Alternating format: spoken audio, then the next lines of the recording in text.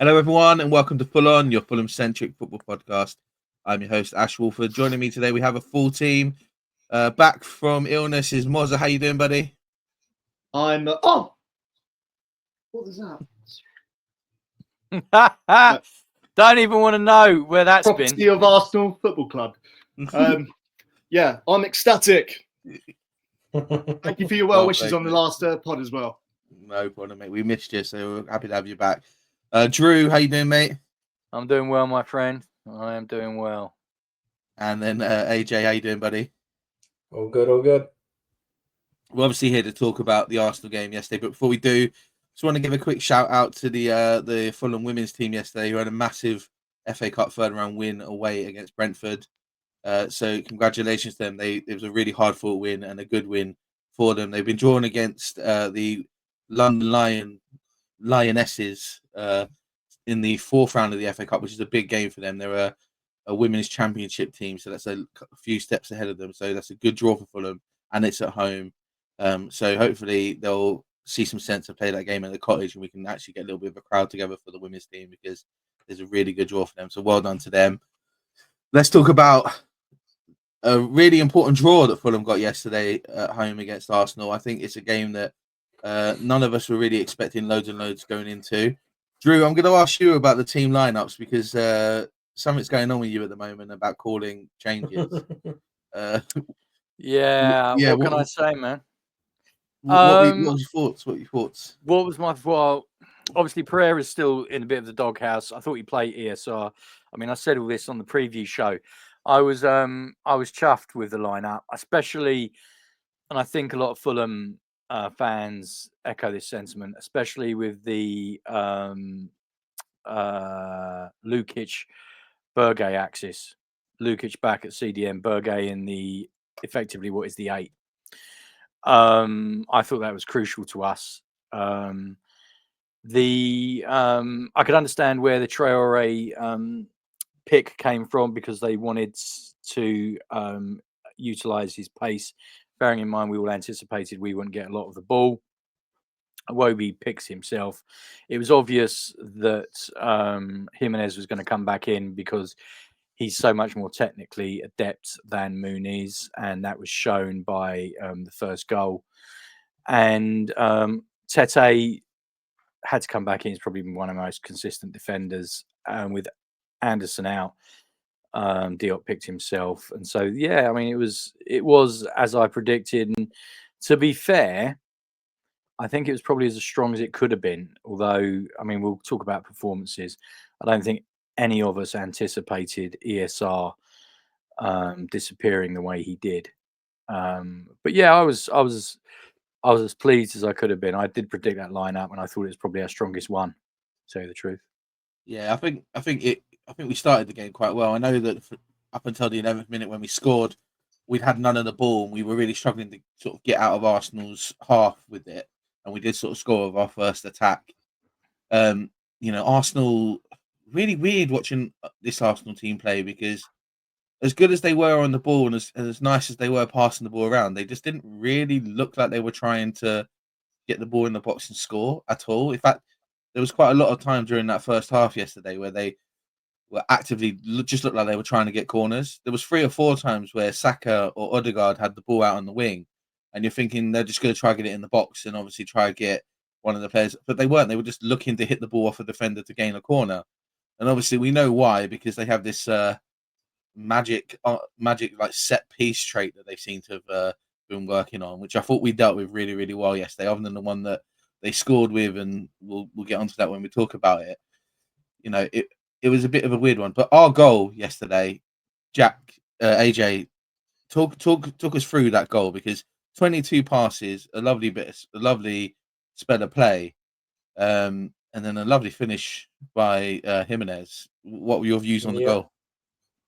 Just perfection. Players running off the shoulder to create the space, leaving world-class defenders, so to speak, or as so Arsenal fans would speak of them, left for dust at the prime age of 33.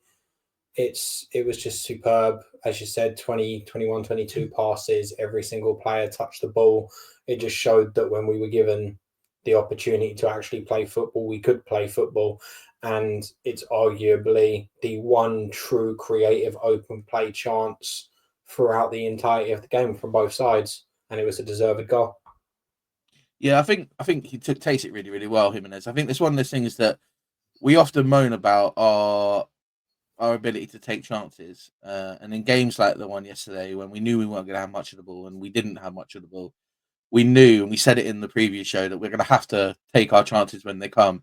And that's exactly what happened. And I think it helped really build on what came of that, that first half, especially where you could see the Arsenal players were getting more and more frustrated at the fact that they couldn't really penetrate us and they weren't really doing anything other than, as I say, trying to get corners.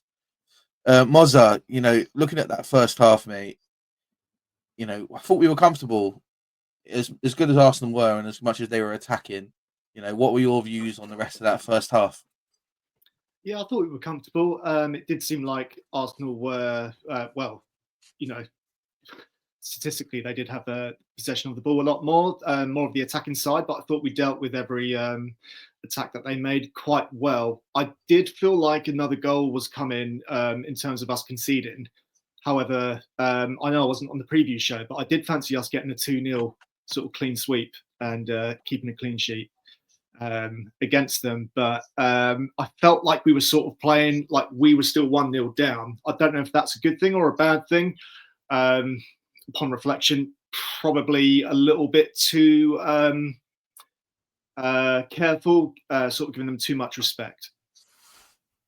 Yeah, I think we have to talk about the massive talking point in the game, really, which is Arsenal's set pieces. I don't believe that the Arsenal team that I've seen who have been, so pleasing on the eye in my lifetime have resulted to basically turning into, set piece FC.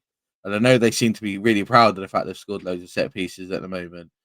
If I'd spent £700 million on players, I wouldn't be happy with my manager setting us up like Stoke. Like it wouldn't sit well with me, and Arteta's better than being a Spanish Tony Pulis. So I think we need to just see what going on now. Drew, watching Arsenal's corner routine, because it was the same routine every single corner they had yesterday, no matter, they didn't change it at all. Is it genius from them? Is it just like why hasn't anyone been able to deal with it? I know they managed to score one against us yesterday and it was close, but they were moaning an awful lot about potential fouls and Adama Stanley's place for one, but I see an awful lot of them just basically rushing goalkeepers. Like, what are your views on the corners? I can't quite work out if it's great or if it's absolute travesty from Arsenal. It works. It's effective, and no matter how you score, you can score a screamer from 35 yards, or you can bundle it over the line with your backside. It's still one goal. At the moment, it's working for them. They've got a set piece coach who they are treating as some sort of mad professor. But I do wonder if it's coming at the detriment of the rest of their play, because at halftime yesterday, they'd had the exact same amount of shots on target as we had. They seem to be overly reliant on it. And for all their pretty play, by the time the game had ended, they'd had 4 shots on target. But going back to your question, I mean, it's a routine that works for them. People that watch American football and are familiar with the Philadelphia Eagles will have heard of the tush push, which is a short yardage situation that seems unbeatable. And people are talking about how it's revolutionizing the game and it'll get figured out. I thought yesterday, to be fair to Fulham, we handled them pretty well. I mean, you take that away from them at the moment, and what have they got? Even their fans have turned it into a chant.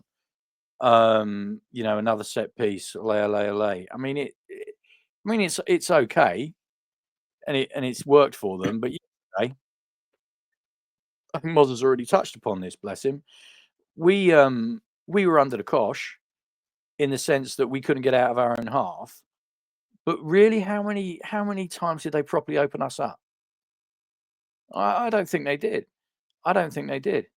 But yeah, I mean, I think it's actually, ironically enough, although it's been effective for them, it seems to be coming at the detriment to everything else they're doing. I mean, they were incredibly effective doing it against Manchester United. You can say they were effective against us because they scored from it, but really, I don't. I mean, if you're a physically imposing team and you're quite tall and you're organised, I mean, it would seem to me if you create a if you screen them off at the back, because as you said, Ash, they seem to try and swarm and come in and go almost bend their runs round, so they come in under the goal. But if you're strong enough to screen that out, I'm not entirely sure. And I full credit to Fulham's coaching staff yesterday, because I don't think it caused us as many problems as it did Manchester United. And if you look at the respective costs of the two sets of defenders, I mean, I think one of United's centre backs costs our entire defence. So yeah, I think at the moment they're becoming overly reliant on it. That's how it seemed to me yesterday, especially when you get to the end of the game and they had 4 shots on target. And you all watched it. You, Ash, you were there. You boys saw it on TV. I mean, how many times were there goal line scrambles? How many times did Leno have to pull off a top draw save? I don't remember any. No, I genuinely don't. No, I think it's really, as I say, like I've grown up watching Arsenal. Arsenal's the football team I do. When they're not playing us, I do enjoy watching them play football, because they've always played what even we at Fulham consider to be good football. You know, we've never really had the greatest of squads at Fulham, right? Throughout the history, we've always tried to play football the right way, and that's one of the things that I always put Arsenal down as. And I know there's no right and wrong way of playing football as long as you're winning, but really, the football yesterday was shocking from Arsenal. They were actively just setting out for free kicks and set pieces. It's not what you expect from Arsenal. And you know, if the 2 goals yesterday that were scored the other way around, well, we wouldn't stop hearing about how great the Arsenal goal would have been, and everyone would just went off full and bundled the goal in and got lucky for a draw. So it is what it is. AJ, looking at that first half before we sort of talk about the Arsenal equaliser and what happened in the second half, how comfortable were you at halftime? Because I wasn't worried at all being 1-0 up, weirdly. But how did you feel watching it? Exactly the same. I was going to say maybe you guys might have been more anxious actually at the stadium, because it can be a lot less comfortable when you don't have the ball and you're there in person, because you feel anything can happen. Where obviously when you sat at home watching, as I was, you get a much more surreal view of the entirety of the game, and you can sort of manage what's going on a little bit more. So it's good to hear that comfortability was the same for both you in the stadium and me at home. I didn't feel there was any concerns even at the start of the second half until Adama suddenly lost his legs, gave the ball away a couple of times, and then lost his man during a corner, the one and only time he chooses to lose his man. But no, I didn't feel uncomfortable at all. It was like watching when we had Scott Parker. Like, realistically, if this is the way they're going to continue for the rest of the season, just send Mikel Arteta on holiday and keep their set piece coach for the rest of the season, because that's all they seem to want to do. As Drew alluded to, they're too reliant on it at the moment, and that was evidenced by the fact that their open play XG, if you follow XG and that sort of thing, their open play XG was 0.3 yesterday, which was less than ours, which is considerably remarkable from a team that had as much possession as they did. Yeah, I think that's a fair point to say. You know, obviously they then equalised through one of their set pieces. Disappointing from Fulham point of view, yes, because you can clearly see that the way we were trying to defend those corners were look for them, realize they're going to do a cutback and then try to play somebody offside. And we managed to do it quite well. A couple of times we've done it, but the one time they scored an equaliser, Jedi was slightly on. He's not even slightly. I'm not going to criticize him because it's one of those things. Sometimes a team scores against you, and it was very close to being offside, but it wasn't, and it's a goal. Fair enough. We then look at the rest of the game, and then we have to, obviously, the biggest talking point for Arsenal fans and the one they're moaning about is the 89th minute, non-winner that Saka scores, which is clearly offside. There's a couple of points that I know we're sort of passing over quickly that I want to talk about. Firstly, I don't know where Arsenal fans online are getting this idea that Chris Kavanagh was harsh against them yesterday, because he is by far the worst referee I've seen at Fulham in a long time, and not because he was giving us everything. So he gave us nothing. We didn't get a single 50-50 call yesterday. We didn't get even like a lot of 60-40 calls in our direction were not coming our way. In the first half yesterday, he could not wait to give Arsenal free kicks. Could not wait. There was at one point in the first half yesterday where the ball went out of play, clearly off an Arsenal player. All the Arsenal players have run back to get into position. The Fulham player picks up the ball, but because the liner doesn't know who the throw-in should be for, they have like a minute, like literally, it's like 10 seconds. You can see them both staring at each other, like, oh, I don't know where this is meant to be, and then just gives the throw into Arsenal. Like, some shocking calls from him yesterday. Arsenal fans are online moaning about the fact that they should have had a penalty when Traore stood his ground against Saliba in the box. Firstly, just to put a few Arsenal fans in place, because I think they don't know the rules. You can't give a penalty if the corner hasn't been taken yet. Saliba's dived off the side of the pitch before the corner's even been taken. So at most, it would just been a retake of the corner and maybe someone getting a yellow card and told off. No penalties given there. Secondly, it's not a foul if all you do is stand your ground. Like, not letting a player run through you isn't fouling them. It's standing your ground. That's all that happens there. And for any team that jockeys goalkeepers and defenders like they do from set pieces, wants to moan about a defender jockeying and defending his position, you can do one, because it is as simple as that. Not only that, there was a couple of incidents yesterday in the second half of the game that Arsenal fans moan about, oh, the FA and the referees are against us. The referees against us. How they didn't get a red card for their player who's on a yellow card, literally chucking the ball at the back at Kenny Tete's head. You talking about Martinelli? Yeah. Martinelli's on a yellow card. He picks up the ball and just chucks it at the back of Tete. That's a yellow card. Any day of the week, that's a yellow card. They're moaning about the fact that Calvin Bassey didn't get yellow carded because he didn't give the ball back, when all Calvin Bassey did was the ball was under his feet. He took a couple of seconds to pick it up and then threw it to where the throw-on was meant to be taken, which also didn't happen yesterday. Like, the amount of pressing up from throw-ins that Arsenal doing yesterday were getting away with was nuts. And in the last minute, Declan Rice takes out a player, gets yellow carded for a foul, but doesn't then get a second yellow card for holding the player on the floor, stopping us from taking a quick free kick, or then standing in front of the ball so we couldn't then take a free kick. Like, Chris Kavanagh yesterday was a disgrace to refereeing. And I know that there's going to be people that will go, oh, you're just saying that because, you didn't get a result or whatever. But it was shocking. Drew, how did you feel about watching it? Like, because I was laughing by the end of the game at some of the decisions he was making. Like, no, is it just me? It was disgraceful. No, it was disgraceful. It was a man that seemed to be carrying a grudge. That's what it looked like to me.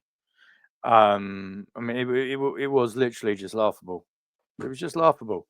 I mean, there's not much more I can say than you haven't already said. I mean, I'm not so bothered about the Rice situation, because if I was an Arsenal fan, indeed I spoke to Arsenal fans after the game, I would have wanted him to do that. Because if he hadn't, I mean, we've already shown that we could hurt them. I mean, it could have got a whole lot worse for them. So if I'm an Arsenal fan, I totally want Rice to do what he did. Martinelli, on the other hand, managed to come on, get offside to wipe out what would have been a perfectly good goal, got himself booked for throwing the ball away, and could have been sent off. And indeed, when I saw it, after what he did with Tete, I'm sitting there thinking, if you're anyone else, you're going in the book. But Kavanagh clocked that he was already on a yellow card. But it was just laughable. It really was just laughable. Not only were we struggling to get out of our half, even when we were impeded or fouled, Kavanagh would just essentially look the other way. I mean, it was ridiculous. Arsenal got away with a lot. They really did. I'm not saying that it would have turned the game in our favour, but it made it a lot harder, which is one of the reasons why I think that the draw was the fair result, because we really had to overcome a much better team and also a ref that had it in for us. I don't care what anyone says. I mean, I can say what I want. I mean, I'm not likely to get disciplined by the FA, but he was a disgrace.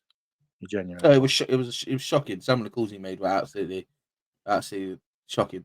One of the things I do want to point out yesterday, I don't know if anybody else noticed, because it's the funniest thing in hindsight that's ever happened, was William Saliba after Saka scored the disallowed goal. I've never seen somebody celebrate by himself, run over to celebrate with his goalkeeper, and then both of them run over to the bench to celebrate with the bench, and then break out from the bench and run towards the Arsenal fans to celebrate for the goal to be disallowed. 2.5 minutes of celebrating William Saliba did yesterday for a disallowed goal. It's the funniest thing in hindsight I've ever seen. I don't know if any of you guys clocked it or saw it, but it's amazing. I really like. I don't ever like say that people should video other teams celebrating goals, but I wish I had that on video, because it's just the funniest thing. And he gets it. He deserves it, because like it's just the amount of over celebrating, and this is from a club that think quite a lot of their fans think they're better than a draw against Fulham, which was proved by the behaviour of some of their fans after the game. Some of the Arsenal fans walking through the park back towards the train station yesterday were disgraceful. Like, I saw fans spitting at other fans. I saw fans arguing about stuff, shouting the usual rhetoric you get from Arsenal, which is, "What have you won? What have you won?" It's not about what you've won, mate. Like, it's just the way that people act, and it was a bit disgusting. I was a bit disappointed with that, because I do know some Arsenal fans that were quite gracious in the draw yesterday. They realised what they did and didn't do, but some of them were absolutely vile, and it needs to be said, because I don't expect that sort of behaviour from football fans, because you don't win a football match. It's disgraceful. Let's finish this review how we always finish the review. I want to get from you some players to shout out and a man of the match from the game yesterday. Mozza, I'll start with you, buddy. Give us a couple of shout outs for man of the match and some honourable mentions, please. Straight off the bat, Emile Smith-Rowe. I mean, he was quality for the full 60 minutes. Sorry, I'm taking the piss. Fucking say! No, but the game. Am I just caught in someone else's trip? The game meant so much to him on a personal level, and it was just, I don't know, maybe he had a table at Nando's booked somewhere. I don't know. But, yeah, sorry to slag him off, but yeah, he didn't give it his all. Sorry, this wasn't meant to be the people you don't like. This is meant to be man of the match and honourable mentions. I'm back in the room. Right, so it's a funny one. I am going to say man of the match for me, Soderbergh. However, I thought he was phenomenal, but at times he did look a bit fatigued. But he wasn't the only one that came across that way to me. I don't know what it was. I know the weather was really bad as well. You can blame weather conditions for all sorts on football games and football results. Who knows? But yeah, man of the match for me will be Soderbergh. Honourable mention, Diop. I thought he was all over the defence, made some great clearances up and down the pitch all day long. Anyone else? Jedi as well. My man, who I've got tattooed on my knee. It's not really him, but yeah. But those would be mine. Yeah, I can't argue with that. You really had me worried then.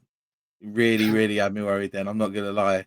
I was about to silence your mic and say we don't condone this message. It was terrible. What channel were you on? AJ, what about you, buddy? Give us some honourable mentions and your man of the match. Honourable mentions, Kenny Tete. Again, another tremendous performance from him. Basically shut down any real threat from that right-hand side. Trossard, just non-existent throughout most of the game. as well as getting the assist for the goal with a very sumptuous pass. So can't complain about that in the slightest. Jedi did very well against Saka, who looked on good form, to be fair to Saka. He gave Jedi quite a few problems for as agile and mobile as Jedi is. So you have to give Saka credit for that. So that Jedi gets credit for doing as well as he did against Saka. Diop is tremendous and is a credit to his profession and did excellently in the last couple of games. I think if he carries on performing like this, he's going to ask some serious questions of Anderson when Anderson returns. But my man of the match ultimately is Sander Berge. My apologies, Sander Berge. Can't argue with that, really. Drew, what about you, mate? Honourable mentions, got to go with Jedi because Saka just wasn't at it. Tete, as AJ's already pointed out, I mean, we say Tete every week, and it's a bit of a cliche, but he's actually that good. In terms of, I mean, the midfield, I mean, like I opened the show by talking about Lukic and Berge. I mean, they were amazing, and I really, really, really, really hope that Silva is seeing what we're seeing when we've paired those two in the centre of midfield. Man of the match is difficult because there were so many outstanding performances. I think Jimenez was incredible, bearing in mind we didn't have the ball. And he ran and he ran and he ran and he held the ball up when he could. He took his goal brilliantly. It caught Raya by surprise because he hit it so low and so hard. And I'm very tempted to give it to him, but I think I've got to give it to Diop simply because he was instrumental in neutralising the Arsenal set piece because he's so big, didn't put a foot wrong all game. And this is not in any, what I say about Diop is not in any way, shape or form implied criticism about Bassi, because I thought Bassi was great as well. But I just think Diop's performances have got better and better and better because we all know, bless him, that he has got a mistake in him. Probably not to the Tosin sort of levels, you know, because Diop doesn't have that sort of arrogance that Tosin had. And Ash, I know that was a real sore point with you, especially towards the end of Tosin's tenure here, because he just almost looked like he thought he was too good. And Diop's never come across like that. He's an honest pro. But I thought he was fantastic yesterday. And AJ makes a good point about Anderson's return. It's very difficult, and you know, if it wasn't for injury, Anderson wouldn't have lost his place. But you can't look at Diop and think we've suffered because he's been playing, because we haven't. So yeah, I'm gonna give it a Diop. Yeah. I think it's a good chat. I think we might have a bit of a problem here between the four of us when I go through mine.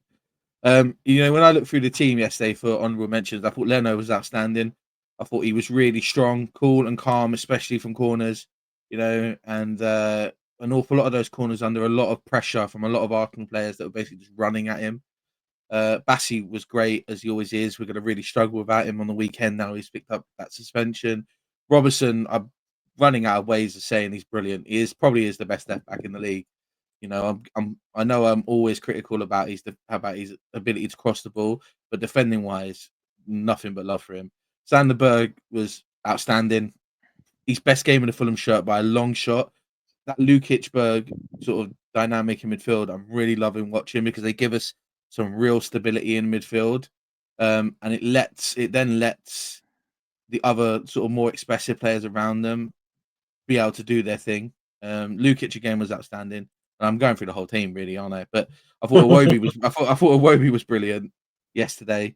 He played in 3 different positions, like he always does. He just moves around the pitch as we make substitutions, but he didn't look out of place in any of them. He looked knackered by the end of it, and there's probably a couple of chances where at the end that if he was a bit more fresh leg, we might have been able to counter. But you could see he was absolutely knackered, and you know, 2 games in 3 days at home, that happens, doesn't it? Like it's bound to happen. And I thought Jimenez was outstanding too. You know, he took his chance really well. He fought for the ball really well. And considering the fact that William Saliba basically spent half of that first half every time the ball got pumped up to him inside of him, he did really, really well to sort of win the ball when he was winning things. So he did well. But for me, it has to be Issa Diop.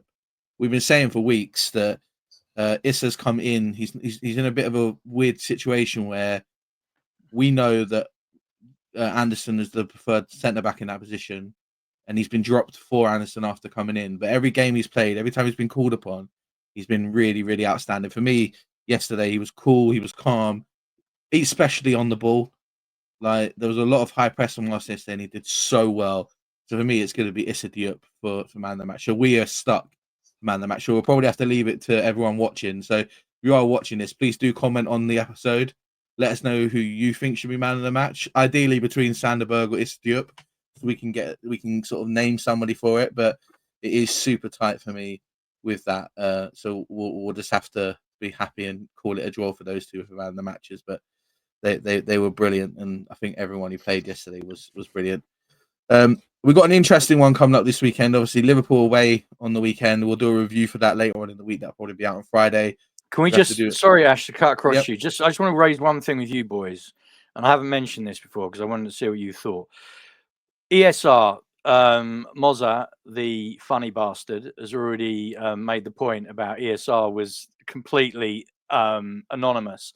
But what did you think about when Pereira came on, playing in his preferred position of the sort of 10?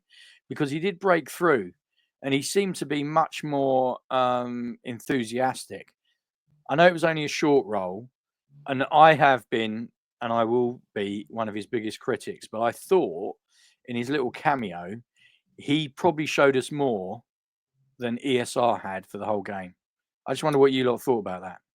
Well, I I'll agree. just quickly answer and say, yeah, in that game and the one before where he's come on, he seems to be a player that is playing like he has something to fight for, i.e. his place in the team. And I admire that. And I did go on the previous pod where we talked about him and I said, the ship has sailed. I don't think it's repairable from what he said. But those last two performances, maybe I was wrong. No, it's just interesting. He's been dropped and he was brought back on. He was because ESR has taken his role, and I think we all agree that he's not an 8. Yeah, Especially, I mean, Ash, and you've talked about it extensively with the development of Sander Berge, who is clearly, in my humble opinion, so much better suited to the 8 than Pereira. But I thought it was interesting when he came on for his preferred role in place of ESR, because I know that ultimately when he got through, it was saved, but that one piece of play was more than ESR had done for the whole game. And I have to say, and I'm a huge ESR fan, he's been pretty anonymous for the last 3 games. Yeah, so, I think talking about ESR real quick, obviously, I think he really struggled yesterday. In the first half, he really struggled because the ball just weren't in the area of the pitch where he gets on the ball, which doesn't help. And the one time the ball did, it was a lovely ball over to him, and he miscontrols it when he would have been through on goal if he had the first touch.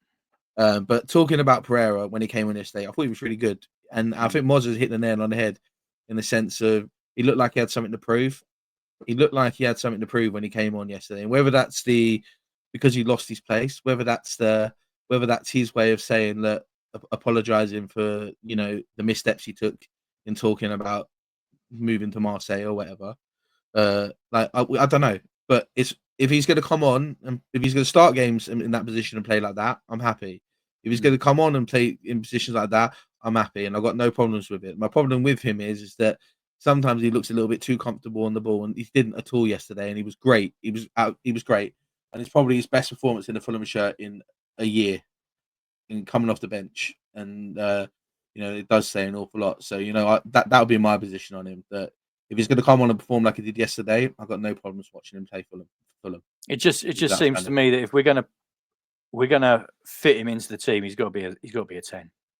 Because I've talked about the balance in the midfield before, and I don't want to keep repeating what you've said, Ash, about the development of Berge, but I don't see how, when you watch him play regularly, every game he plays, he seems to get stronger. And I just think the Lukic Berge axis works better. And I think it's a straight choice between ESR and Pereira for the 10 role, really. But yeah, I I just wanted to see what you boys think. Bear in mind, he's had a tumultuous couple of weeks, and we were not alone in basically, I mean, I was quite happy to see him shipped off at the beginning of January. I think a couple of you were, I can't remember who it was. It might have been you, Ash. Oh, sorry, Mozza, it's you. Forgive me. But yeah, I just thought it was interesting yesterday, see his reaction. Because, yeah. Anyway, sorry, Ash. No. It's a great talking point because we need players giving Marco selection headaches, and I want to see all the players playing in their best position. Ultimately. So yeah, it's a fair point, and we'll probably have to talk about it more when we do our Liverpool preview later on in the week, because it's going to be an interesting one how we set up for that. Guys, thank you very much for joining me on this review. It's decent result at home yesterday against Arsenal, so one that we can be proud of. I'll see you all later on in the week when we discuss the Liverpool game coming off the weekend. And say it's going to be an interesting one because we potentially are without our two best centre backs. So going into a game against a team that have been absolutely amazing so far this season, it's not going to be great. It's not going to be an easy one, but we'll break that down when we talk about it.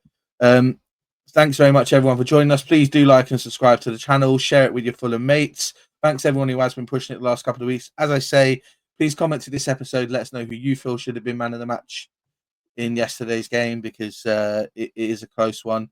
And tell us why we were wrong about Kavanagh. But you can't. Yeah. Thanks very much for joining us. We'll see you later on Friday. Come on, you Whites.